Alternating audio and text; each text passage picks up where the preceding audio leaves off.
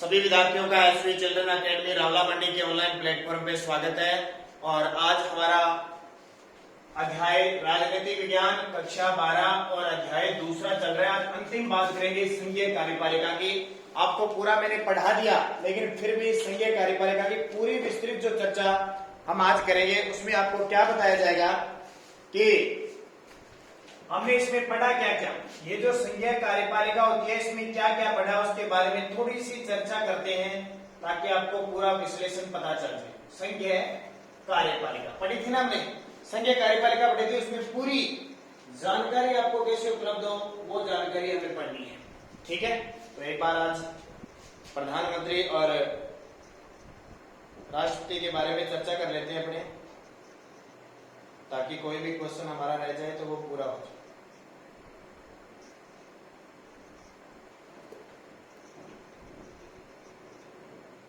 शुरू करें। देखो,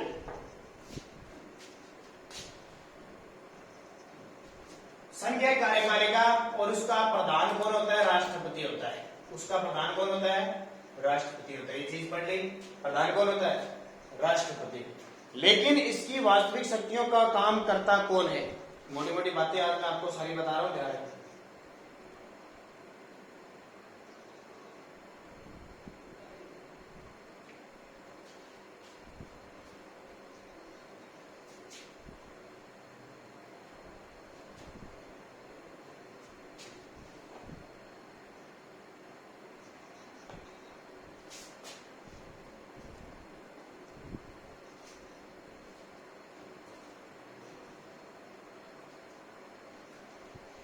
हमने पढ़ा था अनुच्छेद 53।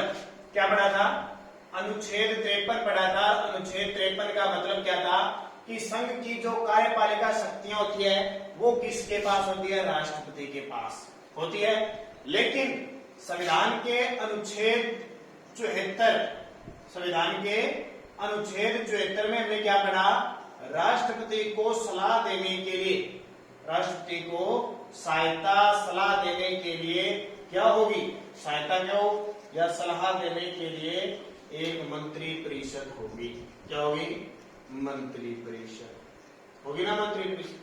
अभी आप सब देख रहे हो न्यूज, आपने पढ़ा होगा कृषि विधेयक पर एक बहुत बड़ा मुद्दा उठा हुआ है। कृषि विधेयक पर उठा हुआ है ना, वो किससे संबंधित है? संसद में पास हो गया कृषि से विधेयक संबंधित बिल जो पास था। राष्ट्रपति को सहायता या सलाह देने के लिए मंत्री परिषद होगी और उसका जो प्रधान होगा वो कौन होगा? प्रधानमंत्री होगा। उसका प्रधान कौन होगा? प्रधानमंत्री होगा। ये पढ़ा था ना संविधान अनुच्छेद 74 में। किसकी सहायता के लिए? अब हम यहां से कह सकते हैं कि संघीय कार्यपालिका का वास्तविक प्रधान कौन होता है? वास्तविक प्रधान कौन होता है? तो वास्तविक प्रधान होता है प्रधानमंत्री व उसकी मंत्री परिषद। प्रधानमंत्री व उसकी मंत्री परिषद, ये पढ़ा था। और नाम मात्र का कौन होता है? नाम मात्र का वो होता है राष्ट्रपति। क्यों समझ में आ गई? क्यों? क्योंकि अनुच्छेद 53 में तो कहता है संघीय कार्यपालिका राष्ट्रपति के हाथों में होती है, लेकिन अनुच्छेद 74 कहता है कि राष्ट्रपति को सहायता और सलाह देने के लिए मंत्री परिषद और उसका प्रधान प्रधानमंत्री। मतलब पूरी सलाह कौन देता है और सारा काम कौन करता है? प्रधानमंत्री करता है ना। आप एनी टाइम नरेंद्र मोदी का नाम सुनते हो, कभी रामनाथ जी कोविंद वर्तमान राष्ट्रपति है, कभी शक्ल देखिए। बहुत सारे विद्यार्थियों ने शक्ल नहीं देखी होगी। क्यों? क्योंकि वास्तविक प्रधान कौन है? प्रधानमंत्री है। अनुच्छेद 74 क्या कहता है? अनुच्छेद 74 कि प्रधानमंत्री की नियुक्ति कौन करेगा? प्रधानमंत्री की नियुक्ति, तो प्रधानमंत्री की नियुक्ति राष्ट्रपति करेगा। प्रधानमंत्री की नियुक्ति राष्ट्रपति करेगा। ये दो चीजें ध्यान रखें। अब देखिए, एक तो हमने पढ़ लिया प्रधानमंत्री, एक पढ़ लिया राष्ट्रपति। अब इन दोनों में सारी चीजों का अंतर देखिए।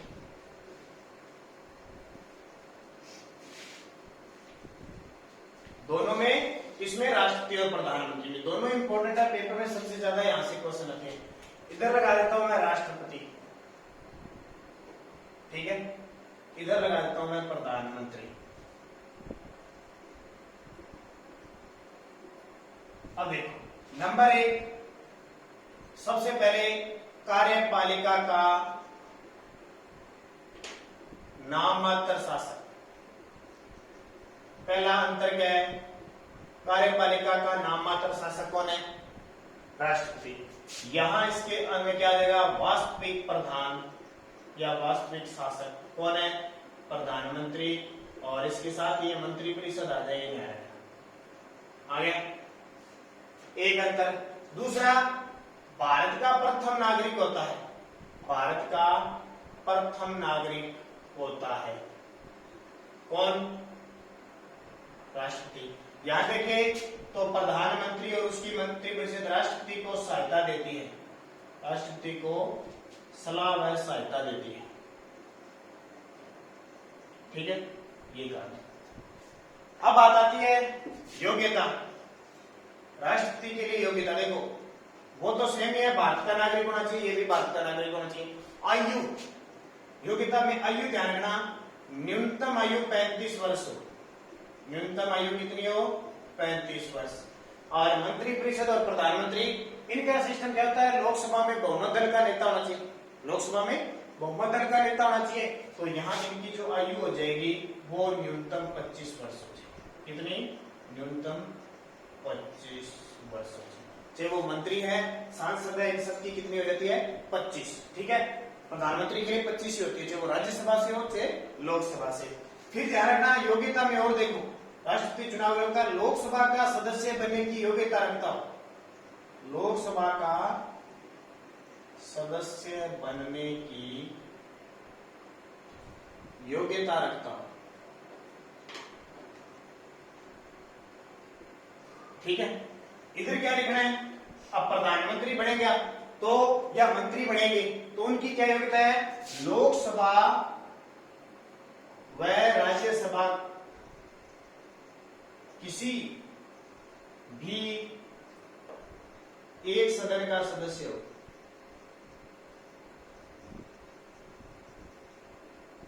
ठीक है।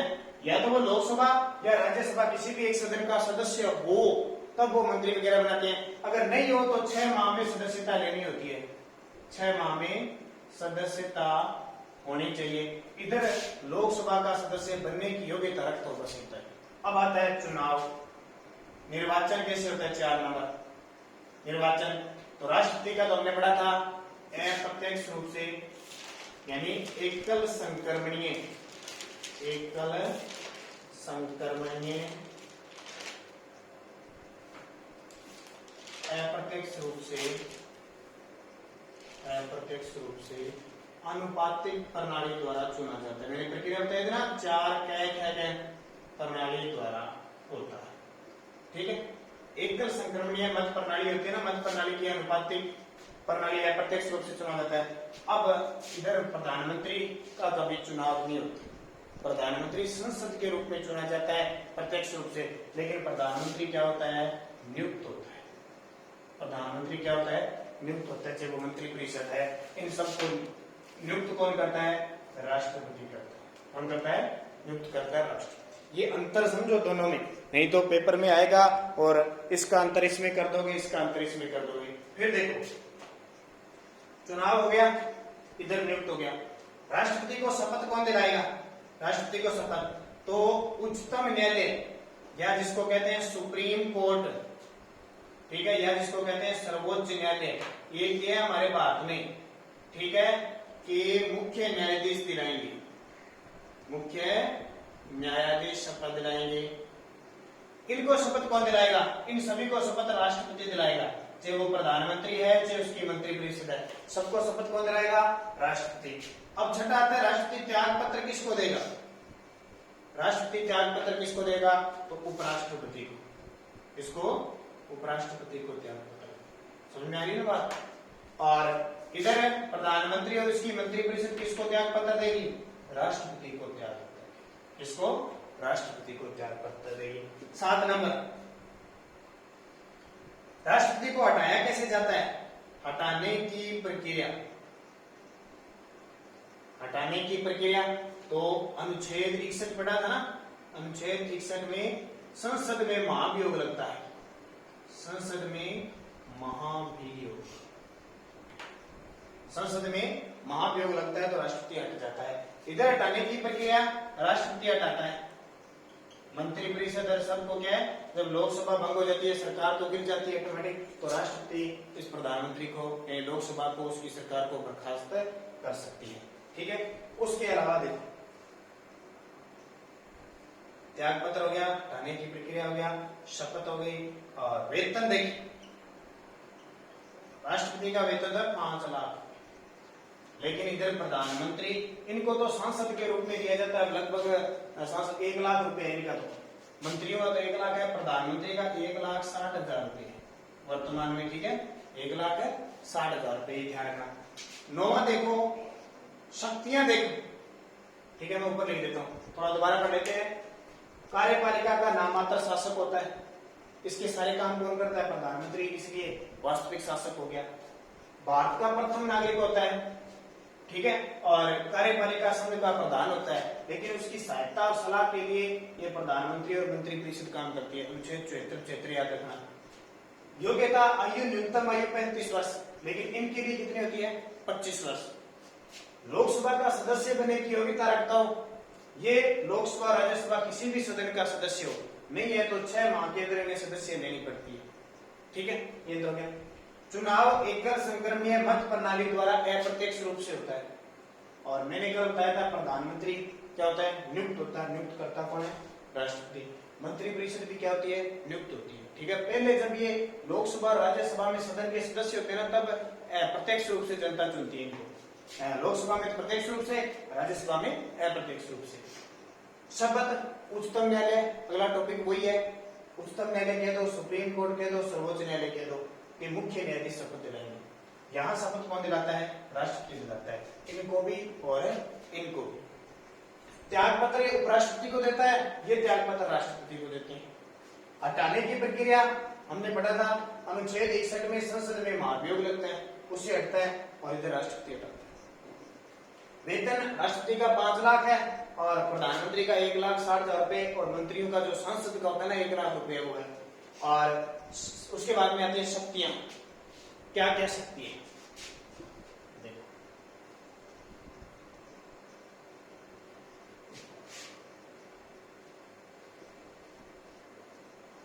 तो ये लास्ट है, ये संघीय कार्यपालिका के बारे में मैं थोड़ा सा आपको विवरण बता रहा हूं, हमने सारा शक्तियां, राष्ट्रपति के पास शक्तियां देखो, शक्तियों में सीधा सीधा पढ़ लिया, विधायी शक्ति है, विधायी शक्ति है, वित्त संबंधी शक्ति है, कार्यपालिका शक्ति है, न्यायिक शक्ति है, और आपातकालीन शक्ति। ये शक्ति है, विधायी शक्ति इनके पास है, यानी कानून पर हस्ताक्षर करते हैं ना लास्ट बार।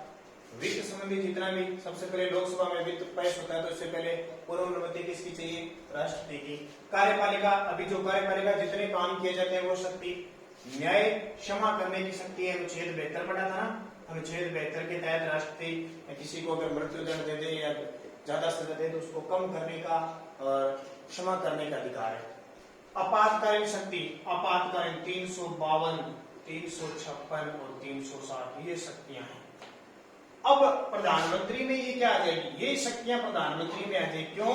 क्योंकि राष्ट्रपति ये जितनी शक्तियों का प्रयोग करता है, किसकी, कौन करता है इनका, होती तो राष्ट्रपति की शक्ति है, लेकिन इनका प्रयोग करता कौन है, वास्तविक प्रयोग करने वाला, वास्तविक प्रयोग करने वाला प्रधानमंत्री और उसकी मंत्रिपरिषद। ये ध्यान, कौन होता है, प्रधानमंत्री और उसकी मंत्रिपरिषद होती है, वो वास्तविक प्रयोग करती है। आपातकालीन शक्तियां मान लो केंद्र में लगी तो उसका काम कौन करेगा, राष्ट्रपति करेगा, लेकिन राष्ट्रपति के जितने भी काम है सारे कौन कर रहे हैं, प्रधानमंत्री और उसकी मंत्रिपरिषद कर रही है।